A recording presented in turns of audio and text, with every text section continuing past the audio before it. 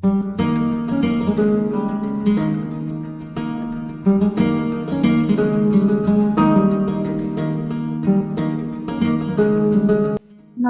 বন্ধুরা, তোমাদের সবাইকে ব্লগার দিয়া অফিসিয়াল চ্যানেলে অনেক অনেক স্বাগত। তো তোমরা সবাই কেমন আছো? আশা করছি সবাই ভালো আছো এবং সুস্থ আছো। তো আজকে আমি সকালে রান্না করব মাছ। তো রুই মাছের ঝোল বানাবো, আলু বেগুন দিয়ে রান্না করব। তার জন্য আমি মাছটা লবণ হলুদ দিয়ে মাখিয়ে নিচ্ছি, আর আলু আর বেগুন সেটাও লবণ হলুদ দিয়ে মাখিয়ে নেব। প্রথমে আমি মাছ ভাজাটা করে নেব, আর যেই তেলটা থাকবে কড়াই সেই তেলেই আমি আলু বেগুনটা ভালোভাবে ভেজে নেব। তো তেলটা গরম হতে হতে এদিকে মাছগুলো আমি তেলের মধ্যে দিয়ে দিলাম। একবারে ভাজবো না, এতে মাছগুলো ভেঙে যাওয়ার সম্ভাবনা রয়েছে, তার জন্য আমি মাছগুলো দুবারে ভেজে নেব। তো প্রথমবারে যে মাছগুলো দিয়েছিলাম সেগুলো ভাজা হয়ে গেছে, তারপর বাকি যেগুলো ছিল সেগুলো দিয়ে দিলাম।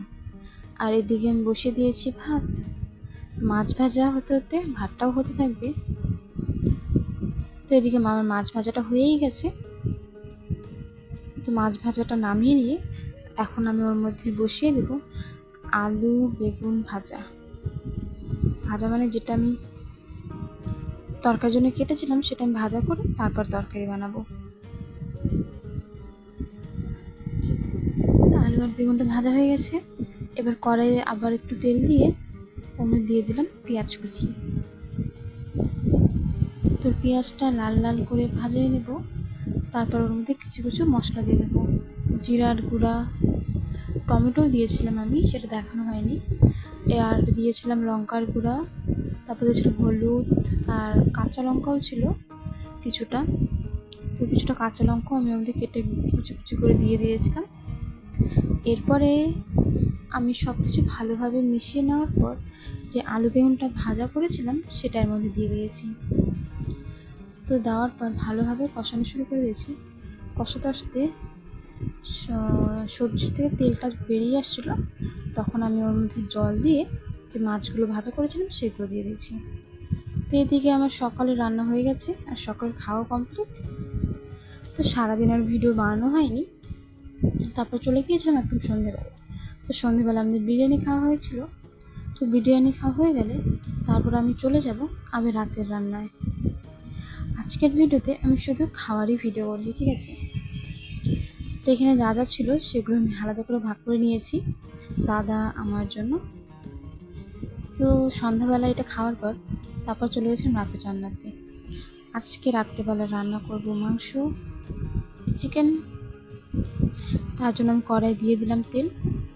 তেলটা গরম হতে থাক, তার আগে তোমার দেখিয়ে দিয়েছি লবণ হলুদ দিয়ে আমি যে মাংসটা সেটা ভালোভাবে মাখিয়ে রেখেছি। আর তেলটা গরম হয়ে যাচ্ছে, এখন কড়াইয়ের মধ্যে দিয়ে দেবো পেঁয়াজ। যে পেঁয়াজটা আমি কেটে রেখেছি সেই পেঁয়াজটা এখন আমি দিয়ে দেবো। আর দিকে আমি নিয়ে নিয়েছি পেঁয়াজ কুচি, টমেটো, রসুন বাটা, আর জিরার গুঁড়া, আর হলো শুকনো লঙ্কার গুঁড়া, আর লাস্টে দিয়ে দেবো গরম মশলার গুঁড়া। তো যে পেঁয়াজগুলো কুচু কুচু করে কেটে রেখেছিলাম সেই পেঁয়াজগুলো আমি এখন দিয়ে দিলাম। পেঁয়াজটা লাল লাল করে ভাজা হতে থাক।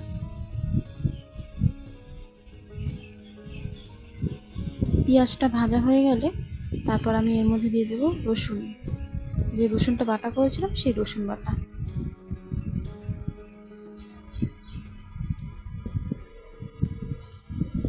তো দেখো পেঁয়াজটা আমার মোটামুটি প্রায় ভাজা হয়ে যাচ্ছে, আর কিছুক্ষণ ভাজা হলে হয়ে যাবে।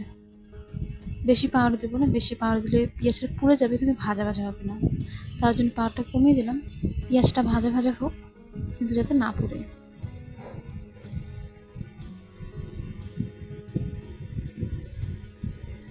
তো এরপর এদিকে আমার পেঁয়াজটা ভাজা ভাজা প্রায় হয়ে গেল। এখন আমি এর মধ্যে দিয়ে দেব রসুন, যে বাটাটা করেছিলাম সেই রসুন বাটাটা এখন আমি এর মধ্যে দিয়ে দেব।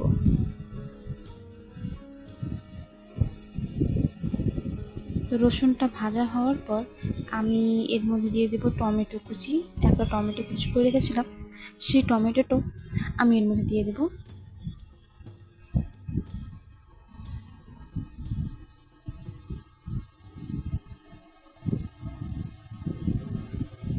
আজকের এই ব্লগ ভিডিওটি যদি তোমাদের সামান্য একটু ভালো লাগে তাহলে আজকের ভিডিওটি অবশ্যই একটি লাইক করে দিও এবং কমেন্ট করে আমাকে জানিও ভিডিওটি কেমন হয়েছে।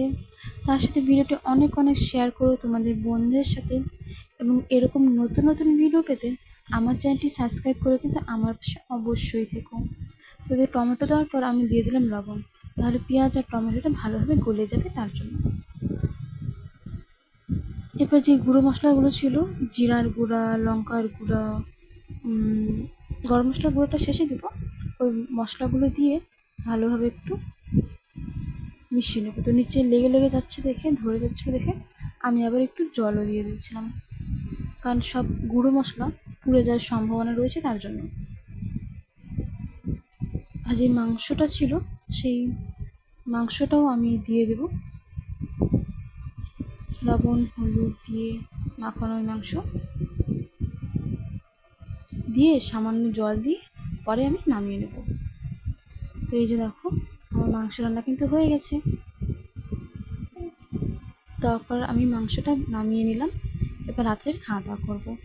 চলো তাহলে আজকের ব্লগ ভিডিওটা এখানে শেষ করছি। দেখা হচ্ছে আরও একটি নতুন ব্লগ ভিডিওর সাথে। ততক্ষণের জন্য সবাই ভালো থেকো, সুস্থ থেকো, টাটা।